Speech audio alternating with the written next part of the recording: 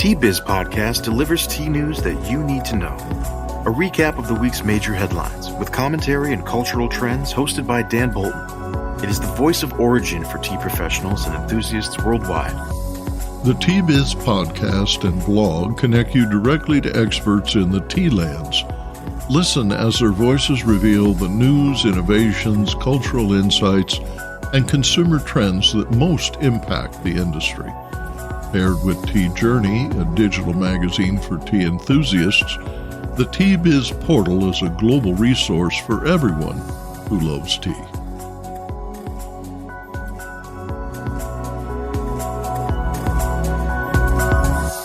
Hello, everyone. Here are this week's headlines. Continuous deluges kill scores in Darjeeling and Ilam. International tea importers closes after 35 years. And Kenya launches an Orthodox tea auction, opening a new chapter in specialty trade. Plus, the 8th India International Tea Convention was held under the banner Innovating the Tea Ecosystem for Tomorrow at the Grand Hyatt Kochi Bolgatty in Kerala, India. This gathering marked the long-awaited return of IITC after a several-year hiatus under the aegis of UPASI, the United Planters Association of Southern India. The convention aimed to recharge India's tea discourse, to connect producers, drive innovation, re-examine sustainability, and reassert India's role in the global specialty tea ecosystem. I spoke at the event and recorded my observations later for this podcast. In memoriam, Harjit Singh Mehta, who began a 50-year career at Malayalam and later managed non-such estates, has passed. Close friend Indy Kahana writes that on his regular evening walk coming around a blind bend, he was startled by a herd of elephants up close and wheeling around. Passers-by noted that he was not trampled, but apparently received a blow to the head in falling that proved fatal. More in a minute, but first, this important message. What happens when businesses along the tea supply chain get together and support women and children in tea communities? The Mother and Child-Friendly Seal for Responsible Business is creating long-term positive impacts, making your cup of Ceylon tea all the sweeter. Learn more at srilanka-motherandchildseal.org.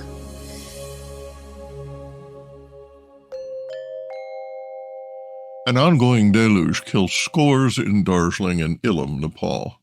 Catastrophic floods and landslides continue to batter India's Darjeeling Hills and eastern Nepal, leaving a trail of destruction across the world's most storied mountain tea regions.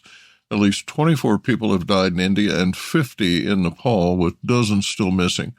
Entire slopes have collapsed, sweeping away homes, bridges, and tea factories.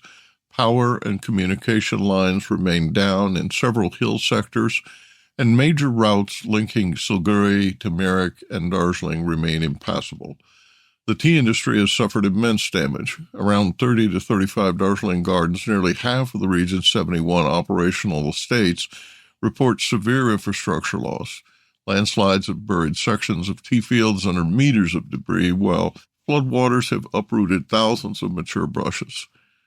Irrigation canals and internal roads were washed out, and several factories stand filled with silt and stones. Planners estimate losses exceeding 50 crore, with some gardens rendered unworkable for the remainder of the season. The Tea Board of India and the Indian Tea Association are jointly assessing damage and preparing a formal relief appeal to the West Bengal government. Across the border in eastern Nepal's Ilam and Punchar districts, the devastation is equally grim. Torrential rains destroyed or submerged hundreds of hectares of tea farmland, much of it smallholder-operated. Factories at lower elevations were inundated as swollen rivers carried away tea dryers, machinery, and raw leaf stalks. Producers warn of an impending supply gap as the autumnal flush is likely lost. In Ilam alone, 37 deaths have been confirmed, and dozens of families employed in the tea sector remain displaced. Local tea leaders say the twin disasters underscore the region's growing vulnerability to climate change. Soil saturation and deforestation have made steep plantations increasingly prone to collapse, while heavier monsoon bursts overwhelm drainage systems. As one planter told Tea-Biz, quote, "The hills are shifting under our feet. We must rebuild smarter. Terraces, drainage, and community resilience must be part of the tea survival strategy." Business Insight. The tea community is rallying to support workers and families affected by the devastating floods and landslides in Darjeeling and eastern Nepal. Immediate relief efforts are being coordinated by the Tea Association of India, the United Planters Association of Southern India, UPASI, and the Darjeeling Tea Association, which are channeling funds towards emergency housing, medical aid, and estate repairs. In Nepal, assistance is being organized through the Ilam Tea Producers Association and the Nepal Red Cross Society, which are delivering food and essential supplies to displaced tea workers. Contributions of any size can help restore livelihoods and rebuild critical infrastructure in these mountain tea communities. For detailed information on how you can help, visit Teabiz, that's TEABIZ.com. In Los Angeles this week, International Tea Importers, one of North America's most recognized specialty tea suppliers, confirmed it has ceased operations after 35 years in business. Founded in 1990 by the late Devon Shaw, ITI grew from a small family import venture into one of the largest independent specialty tea distributors in the United States. After his sudden passing in 2016, Shaw's wife, Rena, and children, Brendan and Bianca Shaw, as well as other family, including nephew Bhavin Shaw, continued to run the company and its affiliated Chado tea rooms in Los Angeles. In a statement posted to the company's website, teavendor.com, the family wrote that, quote, "After much reflection and consideration, we have made the difficult decision to wind down operations at International Tea Importers." The note thanked employees, suppliers, and long-time customers, quote, "for their loyalty and friendship through decades of trade," end quote. Speaking with Tea-Biz, Brendan Shaw said the decision followed several challenging years for importers. Quote, "At the time of the closure, we had about 25 employees, many of them with the company for 2 decades or more," he said. "We tried our best to find them employment elsewhere. Some have started their own blending or co-packing ventures, and we've been directing customers their way where it makes sense." His cousin, Bhavin Shaw, described a confluence of pressures that proved difficult to overcome after 2019, rising California operating costs, escalating international tariffs, pandemic-era disruptions, and a shrinking of the U.S. tea room sector. Quote, "Everything we knew about the specialty tea business has been shifting," he said. "Free trade assumptions no longer hold, logistics costs are unpredictable, many suppliers are going direct to retailers. It's a fundamentally different landscape," end quote. In 2019, ITI employed about 60 people and maintained a vast catalog of premium loose-leaf teas and blends sourced from India, China, Japan, and East Africa. The company was widely respected for its relationships at origin and for helping hundreds of small U.S. tea retailers establish supply chains during the early specialty tea boom. The Shaw family emphasized that Chado tea rooms, with 4 locations across Los Angeles, will continue to operate, focusing more tightly on customer experience and curated tea menus. Quote, "Our commitment to quality and to the culture of tea remains," said Brendan. "We're evolving, not disappearing," end quote. Business Insight. International Tea Importers' closure marks the end of an era in American specialty tea importing, but also perhaps the beginning of a new one shaped by smaller, more agile partnerships between growers, blenders, and tea room entrepreneurs. Kenya launches Orthodox tea auction, opening a new chapter in specialty trade. Kenya, the world's leading exporter of CTC, that's crushed hair curl teas, has taken a bold step into specialty tea with its first Orthodox tea auction.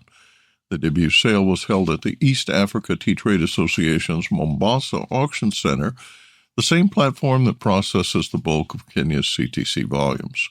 Roughly 92,000 kilos of Orthodox teas were offered across 2,900 lots, fetching an average price of $3.70 per kilo USD, a significant premium to CTC averages of $2.28 per kilo USD.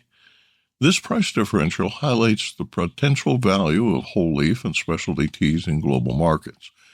IITC CEO George Ramugas said the auction, quote, achieved an impressive 90% absorption rate with prices outpacing those of CTC teas, end quote. He told Seed Farm, quote, it's our time to show the globe where the best Orthodox tea on earth exists.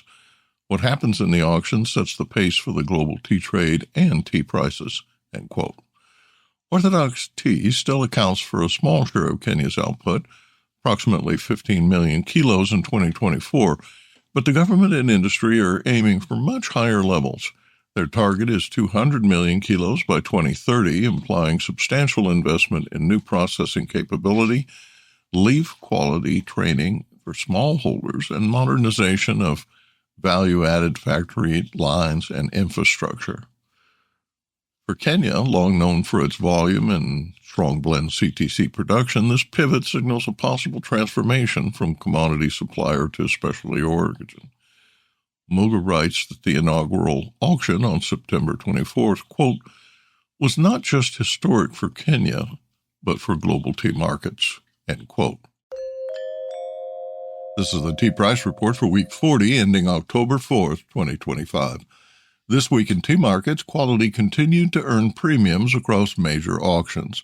In East Africa, lighter catalogs at Mombasa helped PF1 and BP1 hold firm, though plainer grades still met resistance. In Sri Lanka, Colombo seasonal uva lines drew keen bids, while other orthodox grades traded at irregular rates. India's Kolkata and Guwahati auctions were steady overall as retail inflation remained contained. On the destination side, Pakistan's weekly index was mixed, while U.S. beverage prices ticked higher on the month. Bottom line, quality sells, buyers remain disciplined, and premiums are increasingly tied to leaf cleanliness and cup brightness. That's your Tea Price Report, week 40. For expanded coverage, visit teajourney.pub and select the Tea Biz Tea Price Report. And now, a word from this week's sponsor. Hello, I'm Bogdan, a passionate tea drinker and the inventor of the ultimate tea machine, the Brew Maker 1. Preparation is key to making fine tea. Sequential steepings deliver the best taste possible and unlock the true value of whole leaf teas and botanicals. Brew automates that process without using any pots or capsules. This simple-to-operate, smartphone-controlled device stores steeping profiles to consistently make great tea at the push of a button. Brew also reduces time, waste, and energy. That's because I engineered the brew to remember control settings for temperature, brewing time, and quantity.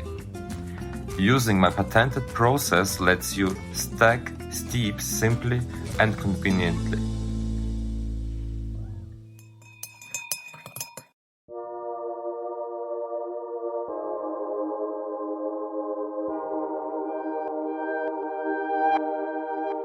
This is Dan Bolton reporting from Kochi, Kerala, where the India International Tea Convention 2025 brought together 450 delegates from across the tea world. Planters, exporters, scientists, marketers, and policymakers for 3 days of conversation, exhibition, and tasting under the banner Innovating in the Tea Ecosystem for Tomorrow. It's been several years since the last IITC gathering hosted by the United Planters Association of Southern India, and the mood this year was of cautious optimism. The venue, the Grand Hyatt Bolgatty, offered the perfect setting, surrounded by backwaters and alive with the aroma of freshly brewed Nilgiri Orthodox teas. Across the convention halls, 39 exhibitors displayed new machinery, packaging, and digital systems for traceability. But the most animated space was the specialty tea tasting pavilion, where tasters explored sub-origin identity, particularly the Nilgiris, through fine Orthodox and green teas. There was a sense that India's southern highlands were finally stepping into the spotlight as a premium origin with a distinct voice. The 20th edition of the Golden Tea Leaf Awards celebrated that craft. Producers from Tamil Nadu, Kerala, and Karnataka were recognized across CTC and Orthodox categories. Dharmona Premium Tea earned top honors for its precision blending, while Periagro collected multiple medals. Beyond the trophies, the awards symbolize renewed faith in quality as the path to profitability. Now let's turn to a few of the standout presentations that frame the conversation in Kochi. Representing the International Tea Committee, James Saranga Pereira grounded the discussions in data. For the first time, he reported world tea production has crossed 7 billion kilograms, projected to reach 7.28 billion in 2025, up 2.8% year-on-year. But that growth has developed a surplus of 250 to 350 million kilograms, roughly 4 to 6% of total output. Pereira pointed to India as a potential stabilizer. Domestic consumption could grow 2 to 2.5% annually as per capita intake climbs towards 1 kilogram. That expansion, he said, would help absorb global oversupply. He contrasted India's limited value addition with Sri Lanka's stronger record in Orthodox exports, noting that if India increased value addition by even 60 to 80 cents per kilo, it could boost export earnings by $150 to $200 million, raising total value to $1 billion. Quote, India already produces and consumes 1.4 billion kilos, Pereira concluded. The question is, can it add more value? Opening the convention's third business session, Karush Baruska reminded delegates that tea remains the world's second most drunk beverage, 8 billion cups every day, yet growers earn less than ever. In his presentation, Global Insights into Consumer Trends and Tastes, he identified 3 long-standing structural challenges: chronic oversupply that suppresses farm prices, a weak share of wallet, that's tea's value share being just a fraction of its beverage volume, and an unequal distribution of value across the crop-to-cup chain. Barucha urged producers and marketers to view emerging consumer trends, health, provenance, and personalization, as opportunities to elevate category value and deliver fairer returns to farmers. Quote, tea stimulates yet soothes, he said. It deserves to be valued for both. His message set the tone for a convention that was as introspective as it was ambitious. Closing the final plenary, Harish Bhatt of Tata Sons delivered perhaps the most emotionally charged presentation of the event, Love Tea Again.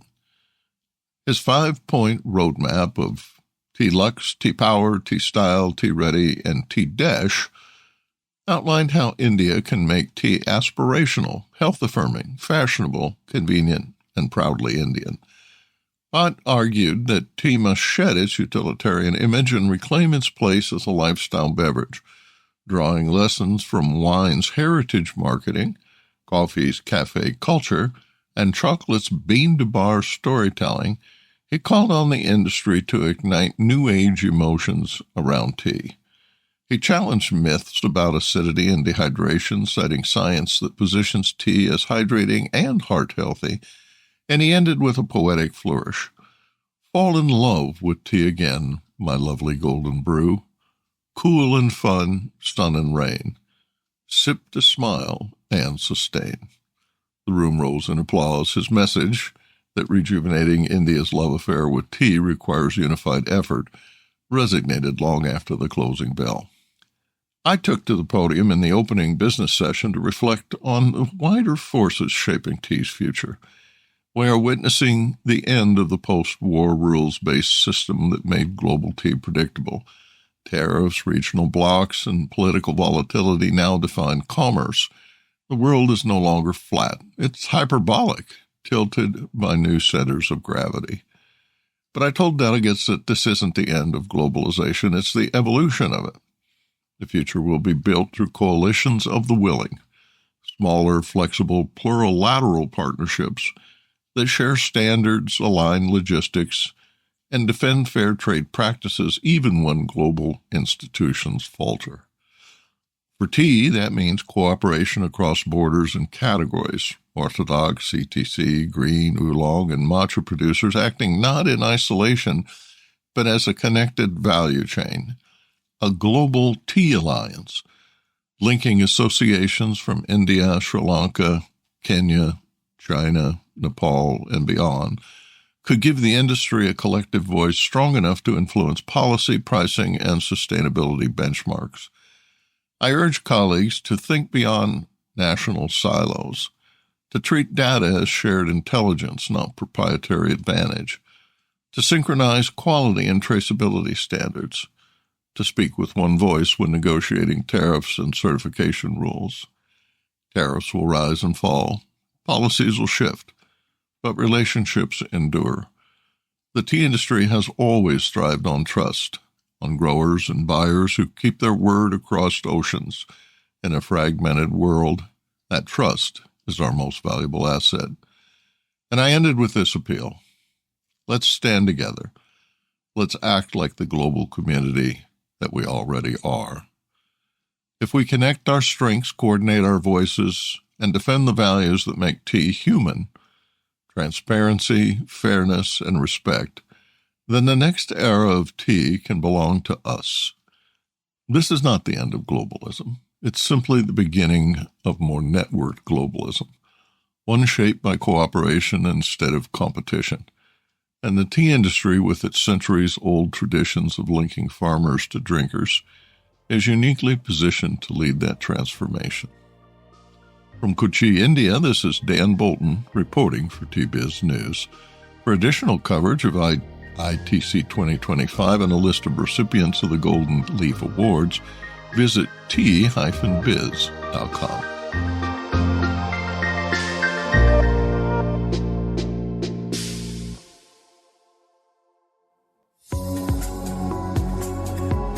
Intrigued by what you heard in today's podcast? Would you like to learn more from our global network of TBiz journalists and tea experts? Remember to visit the TBiz website for more comprehensive coverage. That's www.t-biz.com.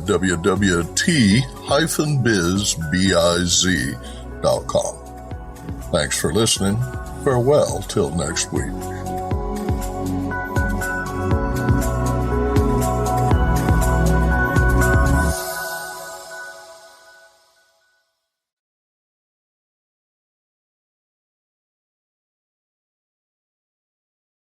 Produced by Adavita Studios. Connect your voice to the world.